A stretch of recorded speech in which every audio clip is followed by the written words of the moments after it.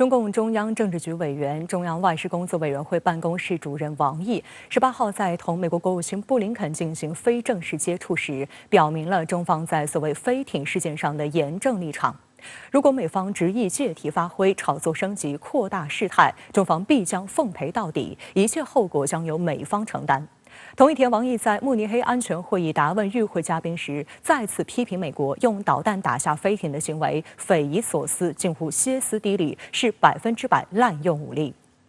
当地时间2月18号，应美方请求，中共中央政治局委员、中央外事工作委员会办公室主任王毅出席慕尼黑安全会议期间，同美国国务卿布林肯非正式接触。王毅清晰表明了中方在所谓飞艇事件上的严正立场，指出美方所作所为是典型的滥用武力，明显违反国际惯例和民用航空公约，中方强烈不满，严正抗议。美国才是全球最大监控侦察国家，高空气球多次非法飞越中国上空，没有资格对中国污蔑抹黑。美方要做的是拿出诚意，正视并解决滥用武力给中美关系造成的损害。如果美方执意借题发挥、炒作升级、扩大事态，中方必将奉陪到底，一切后果将由美方承担。王毅强调，在乌克兰问题上，中国坚持原则，劝和促谈一直发挥着建设性作用。在台湾问题上，王毅指出，要维护台海稳定，就必须坚定反对台独，真正坚持一中原则。美方在台湾问题上要尊重历史事实，信守政治承诺，将不支持台独的表态落到实处。从这一次美方提出要求，以及在见的过程当中是一种非正式的方式，已经显现出的是中国对于与美国沟通，我们是有态度、有底线的。而涉及到近一时期的一些敏感的问题，包括无人飞艇事件，那么对于美方所进行的无端指责，中国再次进行反驳，是希望美方改正错误。近期，美方炒作所谓飞艇事件，受到国际社会高度关注。王毅在慕安会发表主旨讲话后，就中美关系回答提问时，也提到无人飞艇事件。他指出，这其实是美国制造的一场政治闹剧，并要求美国拿出诚意，改正错误。悍然出动先进的战机，用导弹打下一个气球来，这种行为匪夷所思，近乎歇斯底里，是100%的滥用武力。是明显的违反了国际惯例。我们这个地球的上空飘荡了很多的气球啊，各国的都有，难道美国都要把它打下来吗？王毅说，这样一起意外偶发事件，竟然在中美关系中掀起轩然大波，深层原因是美国对中国的错误认知和战略误判。王毅还举例说，美国出台芯片与科学法案，动用国家力量打压中国企业，这是100%的单边主义和自私自利，100%的违反世贸组织规则，严重干扰国际产业链供应链稳定。美国已经站在了自己倡导的自由贸易的对立面，这真是历史的讽刺。君子好财，取之有道，只有小人才去巧取豪夺。但是我们现在看到，美方失去了一切伪装，连巧取都没有了，只剩下豪夺。王毅说，我们要求美方客观公正看待中国的发展，奉行积极务实的对华政策，和中方一道推动中美关系重回健康稳定的轨道。这不仅符合两国和两国人民的利益，也是国际社会的普遍期待。那关于无人飞艇事件，总体大家会看到的是，中国并不回避，反而是在慕安会这样的一些涉及到安全议题的重要的平台，这种沟通平台上，中国是准备好要主动发声的。谁是错误的一方，谁是近乎歇斯底里的一方，应该说中方已经说得非常清楚。所以在这样的一种基本判断、基本的事实之上，中国要求的是美方改正错误。然而，美方仍然坚持错误做法。布林肯在接受美国媒体采访时倒打一耙。No apology, and I told him quite simply that that was unacceptable and can never happen again. 根据美国国务院的新闻稿，布林肯在接触中还重申了美国总统拜登的立场，即美国将与中国进行竞争，但不希望与中国发生冲突，也不寻求一场新冷战。布林肯还强调，在任何时候都保持外交对话和开放的沟通渠道的重要性。美国《纽约时报》报道称，拜登表示已经多次就所谓气球事件与中国沟通，这显示白宫不希望继续升级的事态。从布林肯的表述当中，首先是要回应他的国内需要，但是呢，这种回应这样的一种表述，对于当前中美处理敏感的问题、处理这样的一个偶然的现象，应该说是没有帮助，反而呢是会造成更多的影响。美国国内仍然有一些动向要继续利用这个事件做文章。从中国的角度来说，我们会看到这种危险的动向，但从中国的角度来说，我们是有底气的，我们并不回避这个问题。我们对于中美关系有中方自身的原则和底线，这是不可动摇的。白宫国家安全委员会发言人科比17号强调，尽管气球事件导致中美关系紧张，两国的外交沟通渠道仍然畅通，但两国军方的联系仍然关闭，美方希望能得到改善。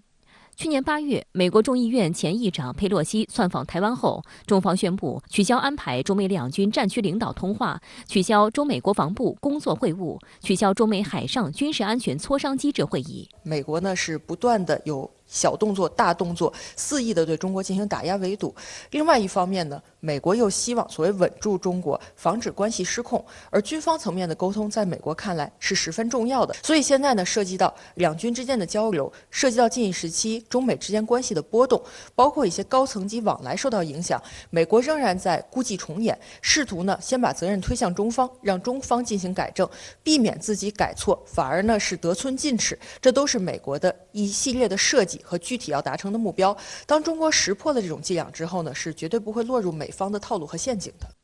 尽管中方已经第一时间澄清，美方炒作的所谓气球其实是用于气象探测因不可抗力失控飞入美国领空的无人飞艇，但美方此前却在没有证据的情况下就断言是中国间谍气球，并出动 F-22战机将其击落，还在短时间内又击落3个气球，令包括《纽约时报》、法新社等在内的国际主流媒体都用歇斯底里来形容美方的大肆炒作。值得注意的是，美国总统拜登17号表示，美国官方怀疑这3个气球可能是用于研究气象、娱乐或者商业目的的民间机构或企业普通气球，与中方并无关联。值得注意的是，美国伊利诺伊州一家业余气球爱好者俱乐部表示，他们的一个微型气球在上周失联了，很可能是被美军击落的3个不明飞行物之一。美国气球爱好者们每天都会放飞数十个这样的气球。美国航空周刊网站报道，2月10号到2月12号被击落的3个不明物体的描述都与小型、微型气球的形状、飞行高度和有效载荷相吻合。这些气球通常是业余爱好者、教育工作者和科学家使用，每个售价12到180美元，具体价格取决于型号。据悉，这类气球虽然价格便宜，但能在空中停留长达1年的时间，并进行环球飞行。也就是说，美军出动 F-22发射了近44万美元一枚的响尾蛇导弹，击落了一枚价值12美元的气球。美方连续击落气球也引起了联合国的注意。联合国新闻网站17号援引数据表示，每一天，全球近900个地点会释放自由上升的乳胶气球，其中约100个由美国释放。地球上空飘荡着1000个这种气球，用以收集实时气象信息。世界气象组织指出，气象气球一直是全球观测网络的一个非常重要的部分。法国军事学院战略研究所中国问题专家沙红指出，没有必要用高空气球来获取情报，这几乎是全球军事界的常识。美国的气球政治秀至今已上演了大约半个月，这起普通的意外偶发事件被复杂化，升级成高射炮打蚊子的政治表演。新加坡联合早报指出，这一事件凸显中美信任的脆弱，但中美之间有许多宏大的议题需要坐下来谈，不应再让气球事件损害中美政治议程。央视国际锐评指出，中方态度很清楚，中美之间出现问题并不可怕，关键是有没有妥善处理问题的诚意和能力。如果美方想给气球政治秀收场，就请拿出真正的诚意来，不要再因国内政治需要做出荒唐无稽的事情，不要再让一只流浪气球带偏了中美关系。王毅在默安会发表主旨讲话中还谈及台海议题。王毅强调，台独行径与台海和平稳定水火不容，要维护台海和平，就必须坚决反对台独。对于美国的芯片法案，王毅引用了中国的古话“君子好财，取之有道”，并表示，美国自己站到了由自己倡导的自由贸易的对立面，简直是历史的讽刺。肆意干涉别国的内部事务，无论编造什么理由，都是对国际关系基本准则的无视和背叛。在台湾问题上，违背一个中国的原则，制造一中一台、两个中国，无论做出什么样的包装，都是对中国领土完整的严重的侵犯，也是对台海和平的现实的威胁。当地时间2月18号，王毅出席第59届慕尼黑安全会议，在中国专场活动上发表演讲后，就外界高度关注的话题与主持人伊辛格进行互动。伊辛格是德国资深外交官，2008年至2022年曾担任默安会主席。他把最后一个问题留给了台海议题。Team signals to me that our time is already up, but I don't think, sir, that this discussion would be complete if we didn't have at least one final minute, we don't have more time than that, for you to reassure this audience that a military escalation over the Taiwan issue is not imminent. 台湾是中国领土的一部分，台湾从来就不是一个国家，现在今后也绝对不会成为一个国家，这就是台湾问题的真正的现状。而要改变这个现状的不是我们，而是台湾岛内的台独势力。王毅强调，在乌克兰问题上，各方强调要维护主权和领土完整；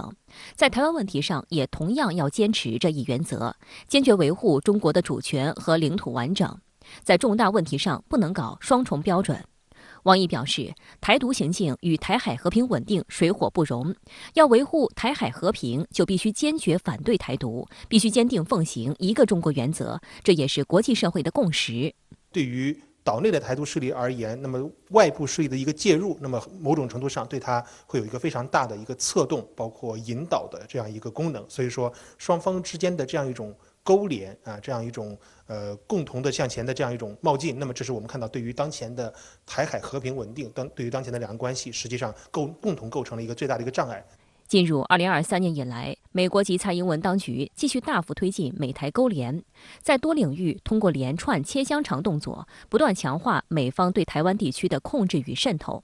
有观察指出，美国及台湾地区即将进入选举周期，这也将导致台海局势更加凶险。台当局外事部门19号公布，4名美国议员已抵达台湾，并与蔡英文会面。这也是美国新一届国会开议不久，再度有跨党派议员窜访台湾。据悉，此次美方主要为了了解台湾半导体产业以及台湾与硅谷之间的经济联系。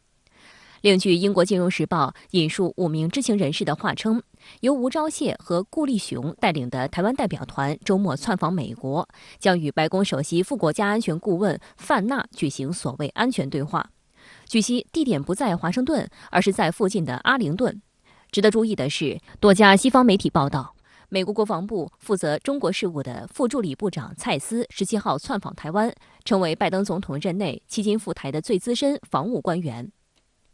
另外，拜登不久前签署的2023财年拨款法案，包含对台湾地区20亿美元的军事融资贷款，资助包括联邦官员在内的美国公民到台湾学习交流2年，以及拨款推动台美之间军事训练计划等内容。而为了迎合美国方面的一再要求，蔡当局也在去年底宣布，自2024年起将现行的4个月义务兵役期恢复为1年期义务役，同时强化部队训练内容，并声称将引进美军模组化训练，推动全面实战化。我们看到现在美国国内由于它这样一个保守势力，这样一些所谓的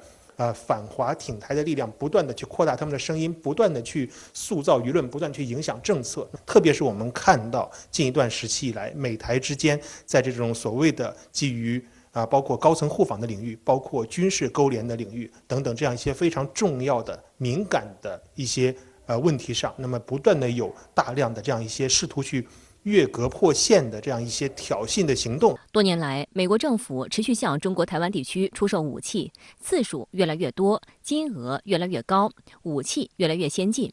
针对美台军事勾连，中国商务部16号正式宣布，将参与对台湾地区军售的洛克希德马丁公司、雷神导弹与防务公司列入不可靠实体清单。这是2020年不可靠实体清单规定施行以来，中方首次运用这项规定，对涉及对台军售的美国企业进行制裁。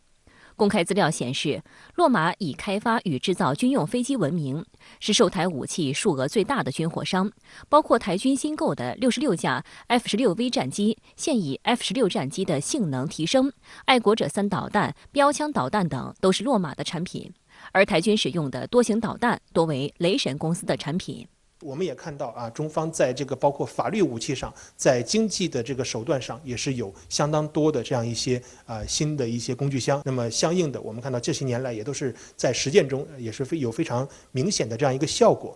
相关话题马上来连线特约评论员吴卫，吴先生你好。中央外事委办公室主任王毅同美国国务卿布林肯进行非正式接触时讲了重话，如美方执意借题发挥，中方必将奉陪到底。那您对此有何解读？是的，同迪。中方释放的通稿信息量十分巨大，规格展现态度，辞令折射情绪。我合理推测，在美方拿出诚意改正错误之前，针对飞艇事件，美方的过度反应、滥用武力、借题发挥，给中美关系造成的伤害及对应后果会持续发酵。这种伤害不是美方一边耀武扬威的秀了一把 F-22战机打靶，一边说想要 move on 就能简单糊弄过去的。这事儿在中方看来，还远没有到翻篇的时候，一言以蔽之，美国不地道，中国不高兴，必须改弦更张，给我们一个说法。对于中美这场发生在德国慕安会的场边接触，我更愿意用 side show， 也就是插曲来描述它。但在美方释放的通稿中，我却品出了更丰富的意涵。美方确实是在借题发挥。结束过后，美国国务院发言人办公室第一时间发布了通稿，标题采用了 meeting with 会见王毅。美方试图装作这就是一次正式的外交会晤，我逐渐嗅到了动机不纯的味道。果不其然，在对方的描述下，布林肯活脱脱一个美国队长，把飞艇事件、俄乌战争、朝鲜射导都 Q 了一遍。事后，布林肯接受美国全国广播公司的采访时大谈所谓捍卫美国主权，强调所谓绝不能再发生，让我清晰地意识到，直到今天，拜登政府还在拿飞艇事件作秀，玩的还是那套民主党与共和党谁对中国更强硬的斗狠表演，分明就是借题发挥，这就很没有外交品格了，丝毫不像一个超级大国在世界舞台上该有的样子。倒是像极了互联网上争风吃醋的过气网红，堂堂美利坚何至于此呢？王毅在慕安会主旨演讲答问环节也回应了论坛主持人气球事件的提问，那他的回答又传递了哪些关键信息呢？王毅的回答，我认为值得让世界各国更多人听到。他首先非常耐心地将飞艇事件的来龙去脉向现场的观众进行了详细梳理。他指出，美方的行为匪夷所思，近乎歇斯底里，是100%的滥用武力。地球上空每天都飘着很多气球，难道美国都要打下来吗？这种做法不能证明美国的强大，而是恰恰相反。其次，王毅非常点穴地指出，我们奉劝美国不要再出于国内政治需要，在对外打交道的过程中做出这种荒唐的事情了。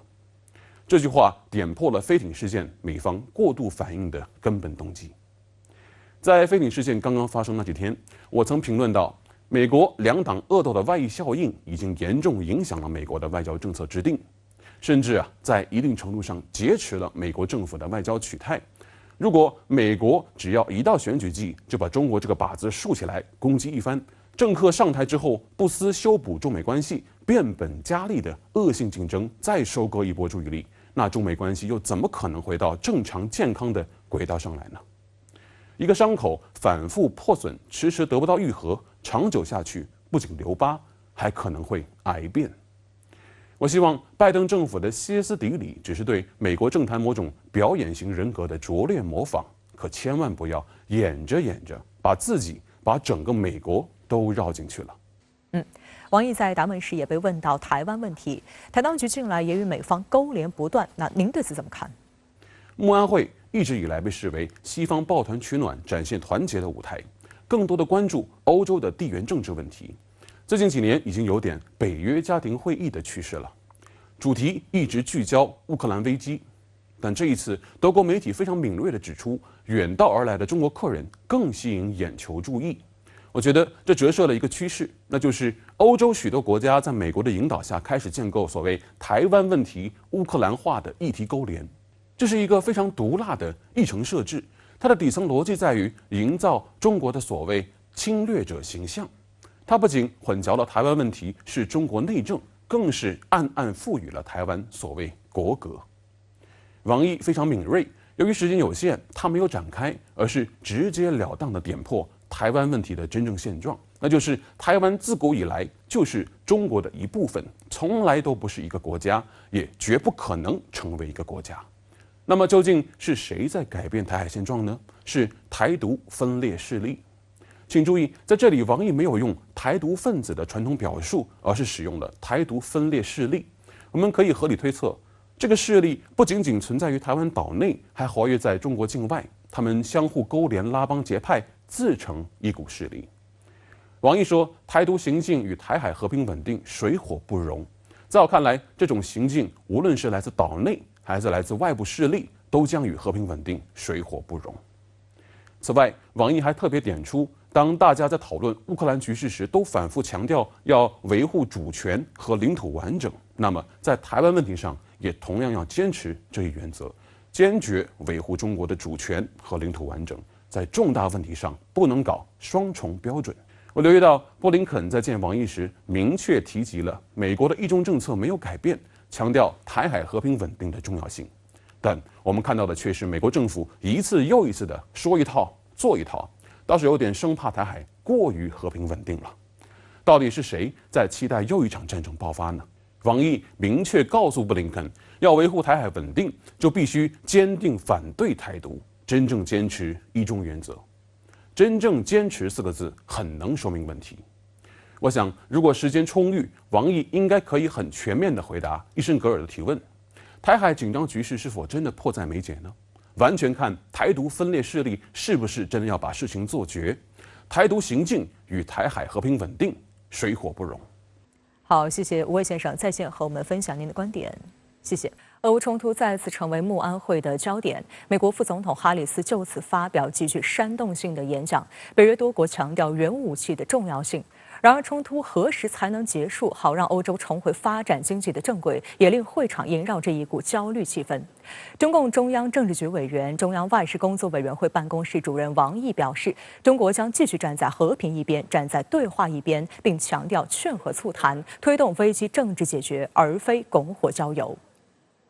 慕安会期间，在同美国国务卿布林肯的非正式接触中，王毅强调，在乌克兰问题上，中国坚持原则，劝和促谈，一直发挥着建设性作用。中俄全面战略协作伙伴关系建立在不结盟、不对抗、不针对第三方的基础上，是2个独立国家主权范围之内的事情。我们从不接受美国对中俄关系指手画脚，甚至胁迫施压。美国作为一个大国，理应推动危机政治解决，而不是拱火浇油，趁机牟利。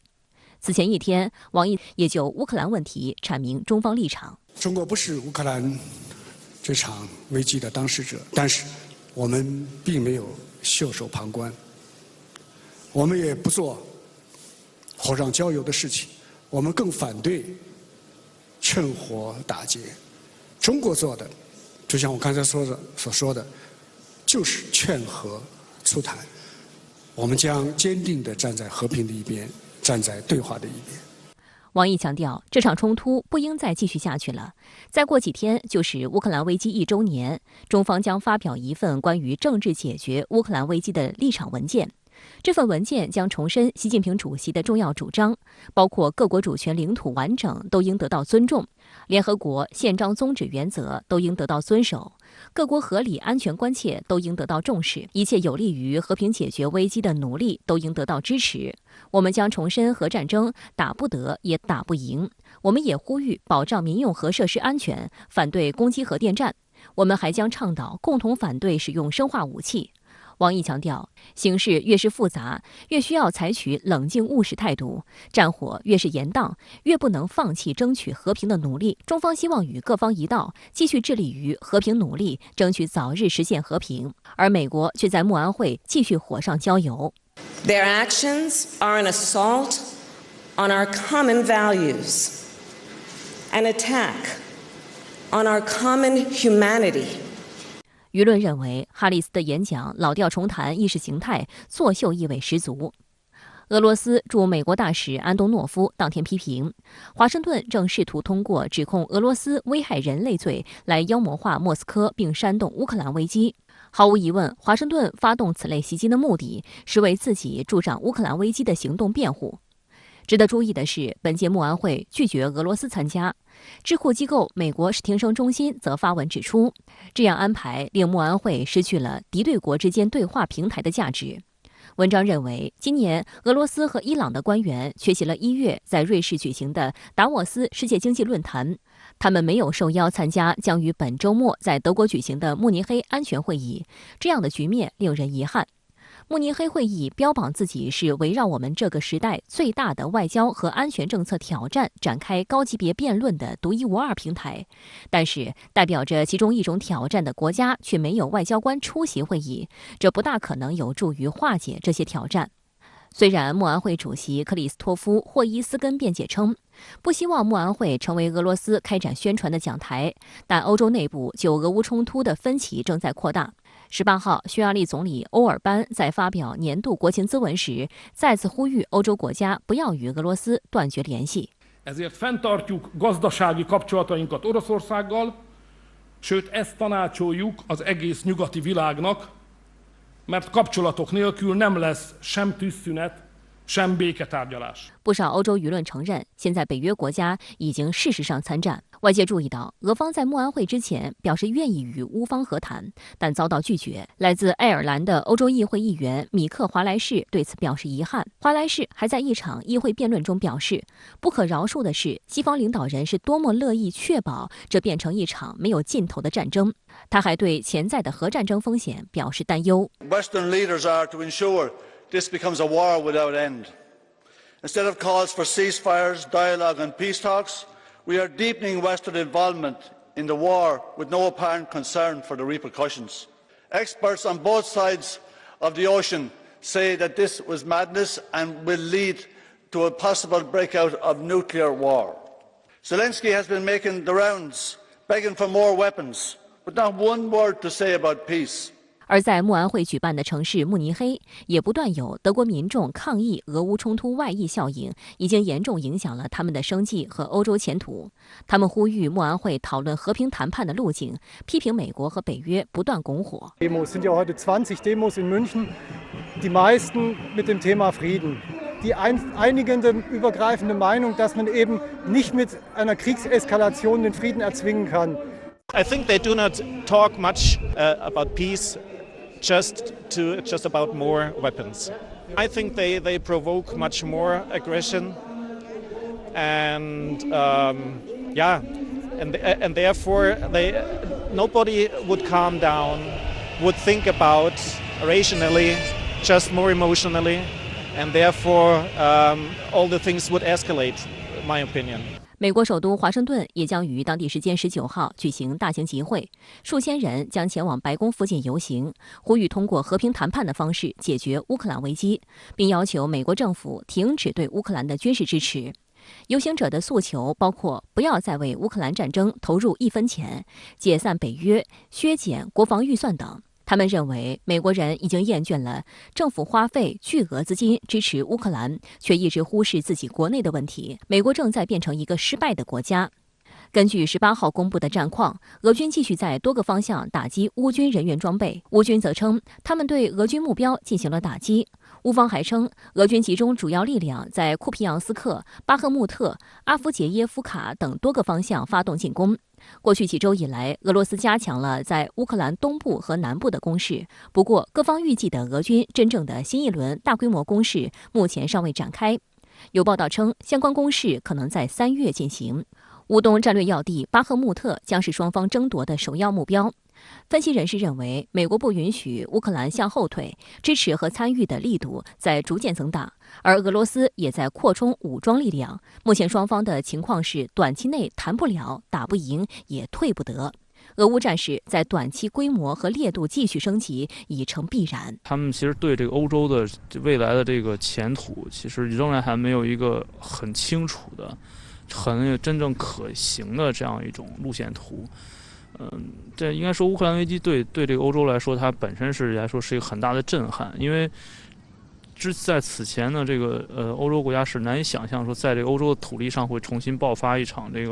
这么大规模的热战的，还没有看到他们真正为这个解决和结束这个危机来找到一个合适的药方。爆料美国炸毁北溪内幕后，美国资深调查记者西摩赫什近日在接受媒体采访时称，世界上最咄咄逼人的国家可能就是美国。而随着更多证据爆出，美国借俄乌冲突切断德国退路、削弱欧盟的真实目的也逐渐浮出水面。17号，美国资深调查记者、普利策奖得主西摩赫什接受美国一家调查新闻网站长达1小时的采访，再次深入探讨美国炸毁北溪管道背后的阴谋。It's impossible to believe how just dumb this leadership was. It's just dumb. And then they stick to the war. And then they took a plan which was also crazy and dumb. 2月8号，赫什在网上发表5000多字的调查报告，距今已经10余天。尽管受到国际社会高度关注，但美国政府矢口否认，美主流媒体也集体噤声。对此，赫什表示，不管我写出什么，不管我有什么具体细节，这个政府永远不会承认。他还指出，目前世界上最咄咄逼人的国家可能就是美国。去年9月26号发生的北溪天然气管道爆炸事件疑点重重，丹麦和瑞典政府牵头进行的调查迄今仍未有定论，而且国际社会普遍质疑，调查刻意拒绝管道运营方俄罗斯的参与，将导致许多关键信息缺失。而赫什的调查报告提供了不少细节。继赫什报告之后，美国自由撰稿人约翰·杜根也向媒体提供的新证据，进一步证实美国有重大嫌疑。杜根提供了一封来自匿名美军人士的邮件，写信人说，去年6月15号，波罗的海行动2022军事演习期间，在丹麦伯恩霍尔姆岛附近，也就是北溪天然气管道被炸的地方，他看到一批身穿便装的潜水员乘坐直升机抵达演习场，而接待他们的是美海军第6舰队的一名中将。写信人还指出，这些潜水员声称是来参加排雷演练，但在他们身上并没有看到在潜水区域进行排雷的设备，反而携带着适用于深海潜水的 Mk29型氧氦循环呼吸机，以及一些神秘的小箱子。写信人凭借自己在军中的经验和专业知识，敏锐地观察到，潜水员使用的呼吸器是昂贵的氧氦潜水装备，而北溪管道位于海面以下约70米处，正是适合采用氧氦潜水的深度。更重要的是，他们带着呼吸器直接从船上跳下了水，消失了整整6个多小时，而返回时，那些神秘的小箱子已经不见了。这一爆料被认为很可能提供了美国潜水员在北溪管道上安装炸弹的关键佐证。然而，西方政府和媒体却一直保持沉默，利益攸关方德国、瑞典和丹麦政府也均拒绝对赫什的调查结论表态。不少西方媒体人士和专家暗示，真相即使得到证实，也可能会被掩埋。Why isn't this story being followed up? Right. You know, traditionally, something as big as this, and even the allegation, would be on every front page. Well, that's a good question. It has been virtually suppressed by the British media. The Reuters news agency carried it, but I don't think any daily papers has picked it up at all. 欧洲尤其是德国的这些精英也好，他的媒体也好，他的舆论也好，在去年的这个北溪爆炸事件中，没有体现出对真相的一种执着，就已经表示了其实他们内心有相当一部分人知道这个凶手是谁，知道真凶是谁，他们只不过是没有，他们只是无力，或者说认为现在还不到这个清算的时候。他明明知道这个自身的利益呢，和美国之间是有这个裂痕的，或者说这所谓的大西洋纽带呢，它并不是真正那么牢固的。美国有些时候做的事情呢是损害欧洲的利益的，但是他们明明知道这样，他们依然因为各种各样的原因呢，他们不会说去直接的去打出一个反美或者说直接和美国叫板的这样一种架势。核实报告表示，美国炸毁北溪就是为了防止俄乌冲突期间，德国为应对严冬而与俄罗斯达成一致，同意开闸输气，因此要彻底切断德国的退路。这也是美国长期以来一直想做的事。虽然在德国政府的强力补贴下，过去的这个冬天，德国民众并没有此前媒体预料的那样难熬，但德国媒体表示，政府举债为民众支付天然气账单是债留子孙。同时，德国企业的用气需求并未得到解决。为了避免失去竞争力，德国的一些高耗气企业已经外迁。全球最大钢铁制造商之一的德国安塞勒米塔尔表示，由于电力成本飙升，该公司已关闭位于德国的2座工厂，并将高炉移到美国。此外，还有德国舆论质疑，2家德国企业也在北溪管道公司有股份，为何德国政府却不能替他们强力维权？就在核实爆料2天后，德国联邦议院官网发布消息，称联邦议院就关于如何应对针对德国基础设施的攻击进行激烈争论，但竟然没有任何德国议员敢回应是拜登炸了北溪。甚至还有一些德媒完全站在了美国的立场上，配合美媒对核实进行抹黑污蔑。对此，德国民众失望地表示，德国政府已经从之前默克尔领导的独立德国变成了严重依赖美国的半独立德国。近日，德国执政党社民党在柏林地方选举中惨败，就是敲响了警钟。这场选举中，社民党的柏林市长得票率仅为 18.4%， 是社民党22年来的首败，也是2战结束以来该党在柏林的最差战绩。而舒尔茨本人的支持率也在1年内狂跌了24个百分点，降至 33%。德国媒体调查显示，大部分德国民众都不支持对乌克兰的援助，但舒尔茨政府却跟随美国，在关系到自身能源利益的问题上不断升级对俄制裁，近期还提供豹2主战坦克给乌军。由于德国是欧盟最富裕的国家，也被认为是欧盟法德引擎维系欧盟正常运作的重要组成部分。因此，有观点认为，事实上，德国才是美国打击的主要目标。德国工业令华盛顿忌惮，美国需在经济上摧毁德国，削弱欧盟，以维持其全球霸权。此次美国便是将乌克兰作为突破口，将欧洲和俄罗斯彻底掰裂，令欧盟最终沦为美国全面主宰全球经济的基石。应该说，这个美国之所以去炸毁北溪呢，其实主要还是为了让把这个欧洲更加牢固的绑在自己的战车上，增强它对欧洲的一个长期的控制，就是彻底斩断这个欧洲和俄罗斯之间的这种经济联系，特别是能源联系。它的用意其实当然是为了维护它的这个全球霸权。好，相关话题马上来连线特约评论员陈斌。陈先生好。王毅在慕安会上就俄乌局势做出最新表态，那世界怎么看呢？主持人好，在俄乌军事冲突1周年之际，王毅呢在慕尼黑安全会议上的最新表态，让世界看到俄乌停战的可能性。如果用西方媒体的判定看呢，中方立场赢得绝大多数南半球国家的支持，同时呢得到西方国家谨慎的欢迎，这使得英法2国领导人呢不得不出面承认，西方国家失去了南半球国家的信任，今后呢需要对双重标准予以纠正。俄乌军事冲突打了1年，结果是什么呢？战争在继续，冲突并没有解决，双方的伤亡人数在持续的增加，而欧洲经济损失巨大，现在呢还在为军援乌克兰没日没夜的增加炮弹生产量。只有美国呢发了战争财，不仅呢夺走了俄罗斯能源市场，那么在欧洲市场高价出售这个美国的液化天然气，而且在军火上大赚，购买的呢就是欧洲盟国，以增加呢对乌军援。持续的战争也破坏了全球的供应链，俄乌粮食出口遇挫，导致南半球的饥饿。全球粮价和能源价格呢持续的上涨，接踵而至的呢是欧美的高通胀率，反过来呢影响到欧美大众的日常生活。可以说呀，这个美西方支持的俄乌军事冲突打到现在有百害而无一利，停战和谈呢是大多数人的期盼。中方表达的就是这种观点，就像王毅概括的，中方立场就一句话：劝和促谈。中方呢将继续坚定地站在对话一边，站在和平一边。王毅还说呀，这个俄乌军事冲突发生的第2天起，中方呢就提出了政治解决争端的方案。俄乌双方呢也曾经举行多轮谈判，取得重要进展，和平协议的框架都已经摆在桌子上了。但是呢，遗憾的是，这和谈呢中断了。这就说明呢，要是俄乌能从冲突转向和平，那就得回到原先开谈的这个和平协议框架上。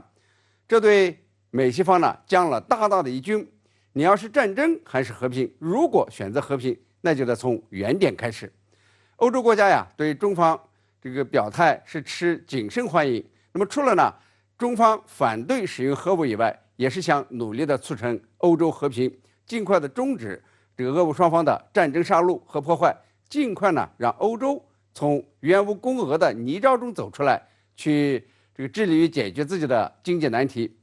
中方立场能否被欧洲国家所消化呢？也许还要一段时间，但的确呢提出了解决冲突的出路。那么再打下去呢，这个俄乌双方是玉石俱焚，美西方和俄罗斯的战略竞争呢也将是两败俱伤。美国资深调查记者公开发布报告说，北溪管道就是美国引爆的。那您认为真相是什么？美国将如何应对这一指控呢？关于美国呀有没有故意的破坏北溪管道，可以从2个方面来证实：一呢是逻辑，2是法律。从逻辑上讲呢，北溪管道被炸以后，已经证明了是人为破坏的。那么接下来呢，就该查证究竟是谁破坏的，谁敢这么做，谁有能力这么做。那么有能力进行海底爆破的是美英等北约国家，因为被炸的管道呢就在北约国家管辖区域。敢于进行爆破的恐怕呢只有美国。美国资深记者西莫赫什的报道，从逻辑上呢是站得住脚的。美国呢对俄乌军事冲突的强力支持，其实呢有2个目标：一呢是要大力的削弱俄罗斯的力量，不再持续对抗美国；二是呢要切断俄罗斯和欧洲的经济联系，尤其是能源联系，以削弱欧盟的力量，从而呢抢占这个欧洲能源市场。这美国呢就可以发战争财了。百溪2号呢修了6年多时间，耗资呢是95亿欧元，俄罗斯、德国、荷兰、法国、奥地利都投了资，是一个欧洲的大工程。这个欧洲国家呢自毁管道，这好像不太可能。那么剩下的爆炸先锋呢，恐怕就只有一个美国了。从法律上讲呢，美国记者从业呀有严格的法律规定，尤其呢是像西莫霍什这样资深的调查记者，是很清楚诽谤罪的后果。没有证据就瞎说瞎猜测，可能呢会把自己给送入牢房的。迄今为止呢，美国政府虽然坚决否认，说揭露美国炸了北溪管道的故事冲系虚构，但是呢，美国政府并没有对西莫赫什提起什么法律控告。要是调查报道真的是虚构出来的，美国政府要加以证实，可以说呢是易如反掌，把西莫赫什告上法庭，不就什么都清楚了吗？可以很容易的洗脱指控。美国政府呢没有这样做，是不敢与调查记者对簿公堂的。这个庭审过程中呢，会抖出很多的证据，把拜登政府呢，吃不了兜着走。那么美欧可能决裂，北约也可能解体。我个人认为啊，美国破坏北溪管道是大概率的事，但是呢，不会公开的承认，也不会提告调查记者西莫霍什，要把这件事呢变成似有似无的罗生门。好，谢谢陈斌先生在线和我们分享您的观点。